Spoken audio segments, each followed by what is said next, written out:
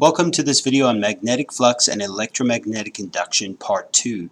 In this video our main objective is going to be to take a look at how is it that the electricity is generated when the flux changes in a given amount of time. And so we're going to elaborate on what we talked about in the last video. So if you didn't check that one out, you want to check it out because it will make a lot more sense.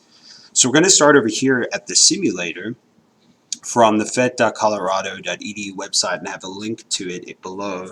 It's a very useful tool. And what I have here is what I ended the last video with. We have a coil that has no power attached to it, no power supply, no battery, anything like that. We have a bar magnet attached to a water wheel, and we have a faucet that we can turn on at various different flow rates. And so what I'm going to do here is I'm going to hit play, and we see that as this magnet turns relative to the coil, and how quickly it turns relative to the coil will determine the amount of potential difference established across the coil, and thus the amount of light. Now, if we take a look at this voltage meter, this galvanometer here, we see that the direction of it's changing as well. That's something we're going to look at in a later video. So the speed at which this changes affects how much potential difference forms across the coil. Very interesting stuff. Now, what I'm going to do here is just quickly lay out what we talked about in the last video. And the whole idea was that this voltage, or the potential difference across here, is established by changing what we refer to as magnetic flux, and how quickly we change that, so the rate at which that change determined the amount of potential difference or voltage. Now, what we also did was show that flux is equal to the strength of the magnetic field, so that would be here attached to the strength of the bar magnet, times the cross-sectional area of these coils. Now, we established this idea that there's a dot product here, and that's going to be actually a lot of our focus in this video. Now remember, the dot product says that when you multiply these two vectors together, you have to take into account the angle between them. So it's going to take into account the angle between the two vectors, and we're going to see which component of the two vectors we're going to multiply together. You probably remember that a dot product usually has to do with cosine of the angle between them, but we will establish that shortly. So what I'm going to do here is run the simulator again, and you see that B is not changing. The field strength, I should say, is not changing. The area is also not changing, but I still am changing flux somehow. So it must have something to do with this angle, which is the orientation of the field relative to the cross-sectional area. So what I'm going to do here is advance this a couple frames and try to stop this as close as I can to being at a vertical position. And I put a field meter in here, and I'm going to line it up so that right now the x component of the field is at 0. So in other words, there's, horizontally speaking, there's 0 field being detected. But as I change this, we see it's going negative, going positive, negative, positive, and it's oscillating between two numbers passing through 0 at some point. So let's go ahead and take a look at that orientation. So I'm going to go ahead and draw the situation out here. So here's my bar magnet.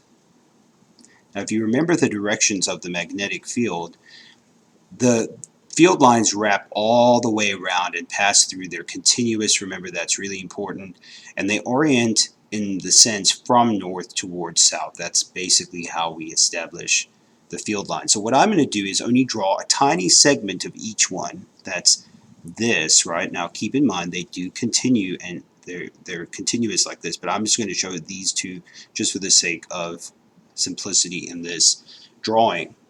So you see here, these are my magnetic field vectors, and here's my coil.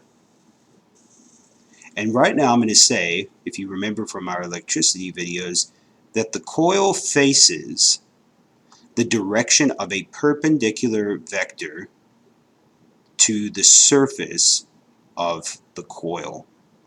So that's how we measure the angle of the coil. we measure it based on this perpendicular vector. So that's the area vector. So right now, if I were to draw these two vectors tail to tail, I would see that here's my magnetic field vector and here's my area vector. And between the two of them, there's a 180-degree orientation. So 180 degrees between the two, and I have some variation. Now when the bar magnet has reached completely the other direction, so now I'm going to make north over here. So remember, it turned in the meantime counterclockwise. The area of the coil is still facing the same direction. But now remember, based on the magnetic field lines, because they turn away from north towards south, the field now is pointing in towards this. So if we look at the direction between B and A, we now see that there's a 0-degree orientation between the two. Now if I go ahead and advance these frames here to where I have the north facing exactly towards the coil, I see the x component is at 1.45. Now as it turns away, the angle between A and B is moving away from 180 or away from 0, depending on how you want to look at it, and it is moving now to exactly 90 degrees. So I'll stop it right there. And we see that at 90-ish degrees, now there's 0. So when the bar magnet's facing like this, and if I draw my field lines, they look like that, right? And my area vector has not changed whatsoever. I see now that the angle between B and A is 90 degrees. And at 90 degrees, we see that there is 0 magnetic field passing through the loop. So what we would say here maybe is that at this point right here, the flux is at a maybe negative maximum would be one way to describe it.